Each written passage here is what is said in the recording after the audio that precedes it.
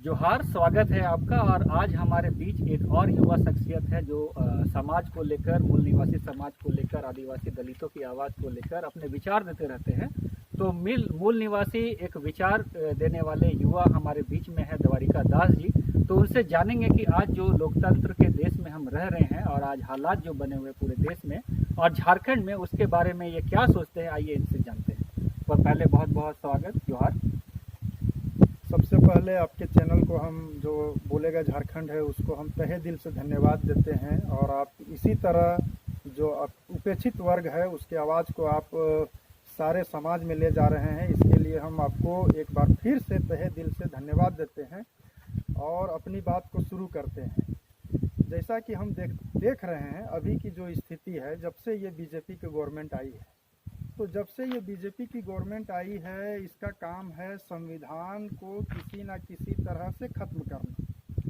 और ये संविधान को ख़त्म करना चाहती है और इसका जो संविधान है, जो मनुस्मृति है, उसको ये लागू करने का ये कोशिश कर रही है। और कोशिश करने के दरमियान आप लोग देखे होंगे कि जो काम सरकार नहीं कर पाती है उसको ये सुप्रीम कोर्ट से करवाती है। जैसा कि सिंपल हम लोग पढ़ते हैं कि संसद या विधायिका का काम होता है कानून बनाना, लेकिन यहाँ पे सुप्रीम कोर्ट जो है वो संशोधन करता है और वो नया नियमावली बनाता है, नया कानून बनाता है। ऐसा हमने SC/ST एट्रोसिटी एक्ट में देखा कि उन्होंने नया संशोधन किया और नए चीज़ को दिया। तो इससे ये साफ जाहिर होता है कि कहीं ना कहीं ये जो सरकार है और जुडिशरी, ये दिन में अलग है और रात में एक हो जाती है। तो इसका हम जो कारण देखते हैं, जब 2 अप्रैल का जो पूरे भारत में आंदोलन हुआ तो वहाँ पे एक स्लोगन आया कि न्यायपालिका में भी आरक्षण होना चाहिए, मतलब न्यायपालिका में प्रतिनिधित्व होना चाहिए। ST SC OBC के लोगों का न्यायपालिका में होना चाहिए। जैसे वो न्यायपालिका में होंगे तो इस तरह के जो एट्रोसिटी का मामला हो या रविदास मंदिर का मामला हो या बहुत सारे जो मामले जो सुप्रीम कोर्ट के या राम मंदिर का मामला हो, वो आएगा। तो अगर हर एक समाज के लोग वहाँ पे रहेंगे तो जो न्याय होगा वो सच में न्याय होगा, बायस उसमें नहीं होगा, ऐसा मेरा मानना है। और जो ये कॉलेजियम सिस्टम है, इसको जितना जल्दी हो हमें पूरे देश के जनता को समझना चाहिए कि कॉलेजियम सिस्टम हट के जो हमारा एनजेक सिस्टम है वो आना चाहिए। और जजों की जो नियुक्ति है वो हमें एक जिसको बोलते हैं एनजेक जो कमीशन बना के, अगर उससे हम करें, जो स्टेट में होता है उसी को हम अगर सेंटर में लागू करें, देश में लागू करें, तो वो हमारे लिए बेहतर होगा। इससे हम न्याय व्यवस्था को मजबूत करेंगे और जहाँ न्याय होगा वहाँ पे जनता और न्यायपालिका दोनों के बीच का कड़ी मजबूत होगा। तो जब ये मजबूत होगा तो मजबूती के साथ ही लोकतंत्र चलेगा। और चूंकि हमको पता है कि भारत एक लोकतांत्रिक देश है, इसलिए लोकतंत्र को मजबूत करने में ये जो तीनों पिलर है इसका बहुत अहम रोल है। यदि किसी में बायसनेस आ जाएगा तो ये लोकतंत्र कमज़ोर होगा और ये पूरे देश के लिए खतरा का संकेत होगा। चलिए, अभी जो हालात बने हुए हैं, कोरोना काल में भी जो है यहाँ की सरकार, भारत की सरकार जो है और प्रधानमंत्री भूमि पूजन 5 अगस्त को करने वाले हैं, कल परसों करने वाले हैं। और उसको लेकर मूल निवासी समाज में एक असंतोष का भावना भी है।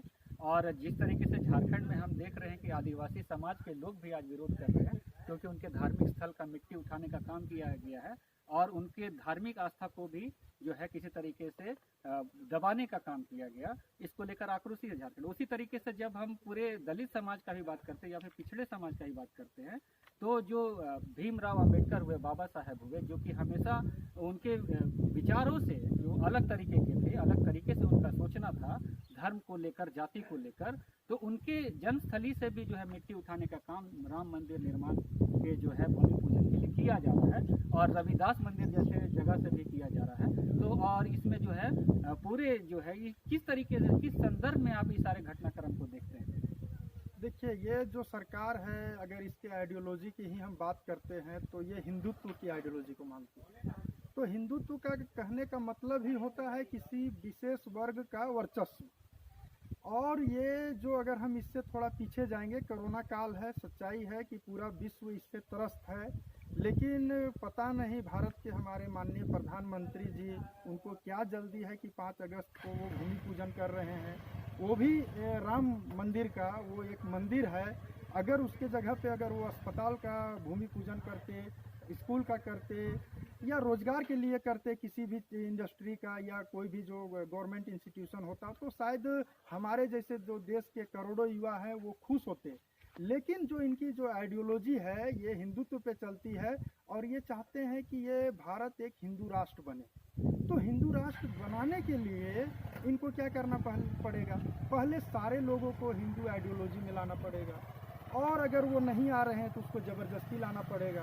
तो ऐसा हमने झारखंड के परिप्रेक्ष्य में देखा कि यहाँ पे बिना सरना समितियों के जिसको बोलते हैं वार्तालाप का, कोई उसके बीच में कोई वार्तालाप नहीं हुआ। वो लोग आए और सरना मिट्टी को लेके चले गए।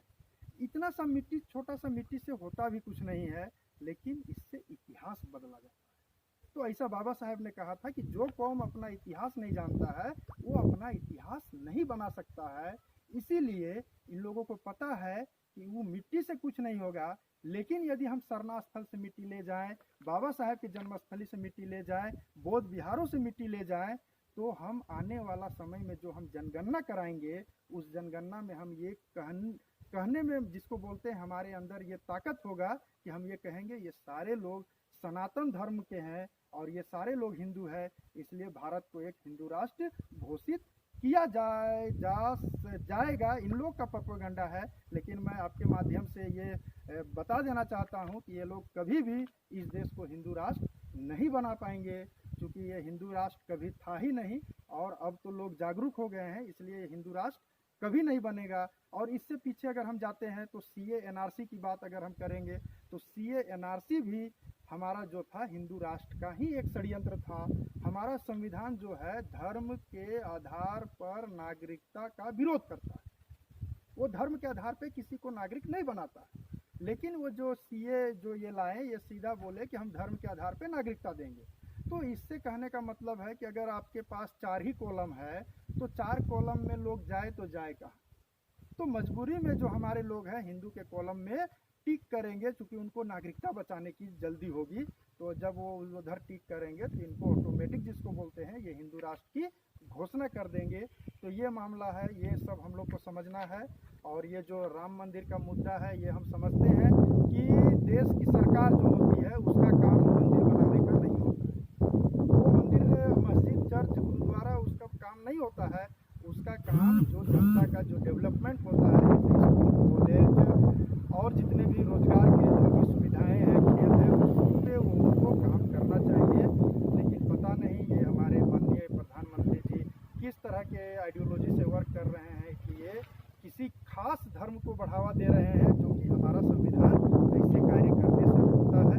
तो हम इस तरह से इस चीज़ को समझ रहे हैं। ये तो बहुत ही आने वाला समय में दिक्कत की ओर ले जा रहा है। ये दोनों पक्षों को समझना होगा। जो विचारधाराओं के बीच जो टकराव है उसको समझना होगा कि जब विचारधारा का जब टकराव होता है तो वो बहुत अच्छा संकेत नहीं होता है। इसलिए अगर देश हमारा धर्मनिरपेक्ष है तो धर्मनिरपेक्ष ही रहना चाहिए। सरना का भी मान होना चाहिए, बौद्धों का भी मान होना चाहिए, जैनों का भी मान होना चाहिए। सबका अपना अपना आइडेंटिटी है, आइडियोलॉजी है, सबका मान होके ही हम अगर इस देश को चलाएं तो वो बेहतर है। हाँ, तो एक सवाल था मेरा तमाम झारखंड के और तमाम आदिवासी नेताओं से जो इस पक्ष में है कि मिट्टी का उठाव का जो काम किया गया वो सही किया गया अयोध्या के लिए। तो जो अभी सरकार के द्वारा राम मंदिर निर्माण के लिए ट्रस्ट बनी है, सरकार का जो ट्रस्ट बना है उसमें 9 सदस्य हैं और उस 9 सदस्य में से 7 आपके ब्राह्मण समाज से आते हैं, एक ठाकुर है और एक आपके महादलित समाज से आते हैं। तो उसमें आदिवासियों को एक भी स्थान नहीं दिया गया। जहाँ तक कि उसको राजनीति जो मिट्टी को उठाने का काम किया गया है उसको लेकर उठती रही हैं, उनको लेकर जो है चर्चाएं हैं बाजार में। तो इसको आप किस दृष्टिकोण से देखते हैं कि जहाँ ST SC OBC जो बहुत संख्यक है, बहुजन समाज है, उसका प्रतिनिधित्व जो है वहाँ भी नहीं मिल रहा है, सरकारी ट्रस्ट में नहीं मिल रहा है। तो इसको आप किस दिशा में देखते हैं, क्या सोच है आपकी? देखिए, इसको तो आपको ऐसे समझना होगा। पहला जो है कि अगर कुछ हमारे जो ट्राइबल भाई बंधु या राजनीति के लोग हैं वो बोल रहे हैं कि ये सही है, तो ये उनको समझना चाहिए कि हिंदू और सरना ये कभी भी एक रहे नहीं। अगर आप हिंदू की आइडियोलॉजी की बात करते हैं तो असमानता पे आधारित है। वो इंसान और इंसान के बीच में विभेद करता है। वो इंसानों को 4 वर्ग में बांटता है, 4 वर्ण जिसको हम बोलते हैं ब्राह्मण, क्षत्रिय, वैश्य, शूद्र। क्या ये सरना ये काम करता है? सरना तो हमेशा समानता की बात उधर महिला शिक्षा की बात नहीं है। सरना में आप जाइएगा तो महिलाओं को इक्वल प्रोटेक्शन जिसको बोलते हैं, फुल्ली फ्रीडम दिया गया है।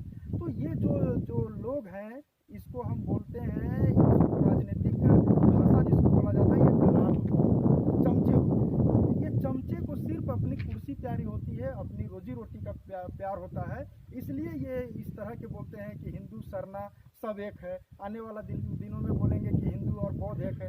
अरे यार, ये दोनों जिसको समझा जाए बहुत अलग है। बौद्धिस्ट आइडियोलॉजी जहाँ पे वो सीधा समानता और वैज्ञानिकता को मानता है, हिंदू आइडियोलॉजी वो वैज्ञानिकता को मानता नहीं है, समानता को मानता नहीं है, स्वतंत्रता को मानता नहीं है। मनुस्मृति को आप देख लीजिए, वहाँ पे कहीं पे कोई इंसान को समानता नहीं दिया गया है। तो ये जो इस तरह के लोग बोल रहे हैं, और ट्रस्ट में सीधा सीधी बात है कि जो ट्रस्ट बना है वो ट्रस्ट गवर्नमेंट का भले हो, लेकिन वो ट्रस्ट जो जिस उद्देश्य से बनाया गया है वो अपना काम कर रहे हैं। लेकिन हमारे जो बहुजनों के और मूल निवासियों के जो लीडर हैं वो अपना काम नहीं कर रहे हैं, इसीलिए ये गड़बड़ियाँ आ रही है। यदि हम अपना भी वर्क करें तो हमको उसके आइडियोलॉजी में फंसने की ज़रूरत नहीं है।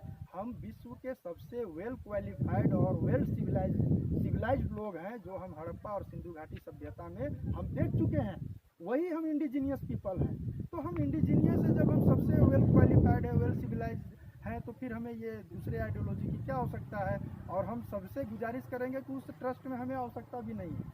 वो महादलित को दे दिया तो क्या करेगा, उससे झाड़ू पोछा करवाएगा। तो सीधा सीधी बात है। तो उससे हम लोग को ज़्यादा खुश नहीं होना है, क्योंकि आप देखे होंगे कि भारत में राष्ट्रपति भी दलित हो गया। राष्ट्रपति का मतलब राष्ट्रपति होता है, लेकिन आज देखिए राष्ट्रपति भी दलित हो गया। तो जब राष्ट्रपति दलित हो जाता है तो आप समझ सकते हैं कि इनकी आइडियोलॉजी किस तरह की होती है। राष्ट्रपति मतलब राष्ट्रपति होना चाहिए। तो ये सब बातों को हमको समझना है।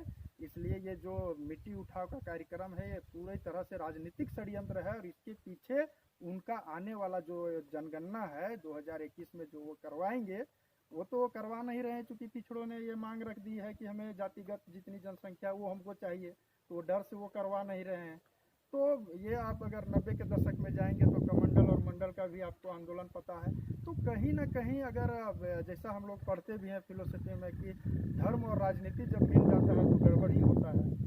तो इसीलिए धर्म और राजनीति को नहीं मिलाना चाहिए। ये तो हम तमाम जितने भी हमारे बैकवर्ड क्लास के लीडर हैं उनको हम ये अपने तरफ से, ये झारखंड की तमाम जनता के तरफ से ये उनको सलाह देना चाहते हैं कि आप अवेयर हो जाइए, क्योंकि आपकी जनता आज भूखमरी के कगार पे आ गए हैं। तो ये उनको समझना चाहिए। तो ये थी एक युवा बहुजन समाज की आवाज़, और इस तरीके से हम कह सकते हैं कि आज जो है जागरूकता फैल रही है पूरे भारतवर्ष में, तमाम राज्यों में, और अल्पसंख्यक ST SC OBC सारे लोग जो है अपने अधिकार को लेकर आवाज़ उठाने का काम कर रहे हैं। और इसी क्रम में आज हमारे साथ जुड़े थे द्वारिका दास जी, जो झारखंड के युवा मूल निवासी सोच विचार वाले हैं, और इनको हम धन्यवाद देना चाहते हैं कि ये हमारे चैनल से आज जुड़े हैं और अपने बातों को बेबाक तरीके से रखा है। आप इसी तरीके से हमारे चैनल से बने रहें, जुड़े रहें। इसी तरीके से हम अनेक मुद्दाओं को लेकर आपके समक्ष में आएंगे। तो आप हमारे साथ जुड़े, उसके लिए बहुत बहुत धन्यवाद। धन्यवाद आपको भी, और आप झारखंड की आवाज़ बने।